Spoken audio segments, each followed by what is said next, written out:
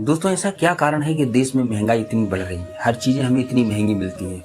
और ऐसा तब क्या था आज के 20 साल पहले कि 30 साल पहले कि चीजें बहुत सस्ती हुआ करती थी। और ये इन्फ्लेशन और डिफ्लेशन क्या होता है, इन सारी चीजों पर आज हम डिस्कस करेंगे। नमस्कार दोस्तों, मेरा नाम है विपिन कुमार और आप देख रहे हैं मोटिवेशनल थॉट विद विपिन। दोस्तों वैसे तो महंगाई बढ़ने के कई कारण होते हैं, जैसे देश में पॉपुलेशन का बढ़ना। जब देश में पॉपुलेशन ज्यादा बढ़ेगी तो चीजों की डिमांड ज्यादा होगी तो चीजें महंगी। ऐसे ही अनएम्प्लॉयमेंट और देश में आई आर्थिक हलचल, ऐसे बहुत से कारण हैं। लेकिन दोस्तों इसमें एक बहुत बड़ा कारण होता है जिसका हमारे महंगाई से सीधा सीधा सरोकार होता है, वो है इन्फ्लेशन और डिफ्लेशन।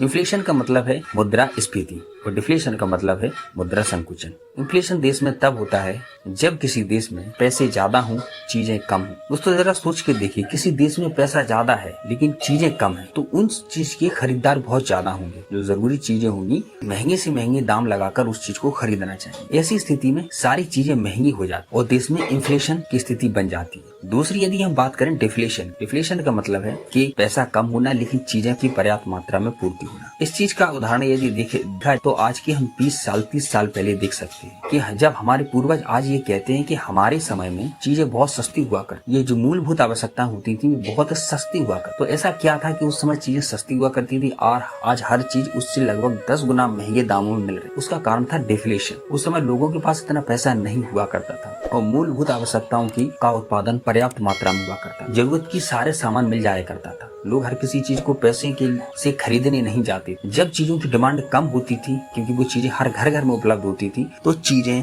सस्ती हुआ करती, जैसे अनाज है, घी है, तेल है, आटा, चावल, दाल, ये सारी चीजों का उत्पादन गांव में भरपूर मात्रा में हुआ करता था। तो इसलिए बहुत कम और सस्ते दामों में ये चीजें मिल जाया करती। यहाँ तक कि इवन खेती, लैंड भी बहुत सस्ती मिला करती क्योंकि वहाँ उनकी डिमांड बहुत कम हुआ तो ये सारी चीजें सस्ती हुआ करती। जब चीजें सस्ती हुआ करती थी तो डिफ्लेशन था उस समय। लेकिन इसके साथ ही साथ जैसे जैसे हम आधुनिकीकरण में आए, जैसे जैसे हम थोड़ा मॉडर्न हुए तो हमारे पास कृषि करने के या और भी उत्पादन के भरपूर साधन हुए। लेकिन दोस्तों साथ ही साथ एक चीज हमारे साथ बढ़ रही थी, वो थी जनसंख्या। जैसे जैसे देश में जनसंख्या बढ़ती गई और चीजों का उत्पादन भी होता गया, लेकिन चीजों का उत्पादन उस स्तर पर नहीं हो रहा था जिस स्तर पर होना चाहिए। जब चीजों का उत्पादन उस स्तर पर नहीं हुआ, चीजें कम हुई, लेकिन लोगों ने और अलग तरीके से पैसे कमाने के कई स्रोत बना लिए तो लोगों के पास पैसा आने लगा। आज के समय में किसी भी व्यक्ति को कोई भी चीज खरीदने के लिए कोई दिक्कत नहीं है कि वह पर्याप्त इतना पैसा कमा रहा है, लेकिन पैसा ही कमा रहा है लेकिन चीजें संकुचित है। यदि हम लैंड की बात करें तो शहरों में लैंड संकुचित है और खरीदने वाले बहुत ज्यादा। ऐसी स्थिति में अब वो चीज इन्फ्लेशन का रूप लेने लगी और यही स्थिति होती है कि जब चीजें महंगी हो जाती और चीजों की मांग ज्यादा जाती है और चीजों की पूर्ति कम मात्रा में होती है। ऐसी स्थिति में देश में इन्फ्लेशन पैदा होता है।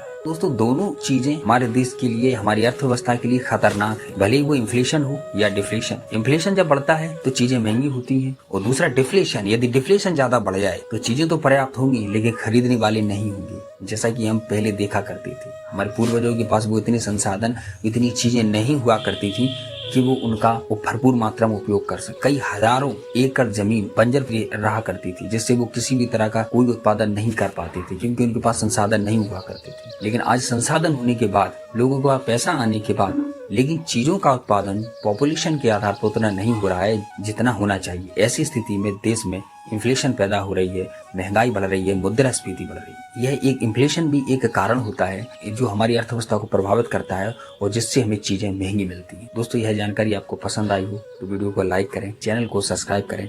Thank you for watching.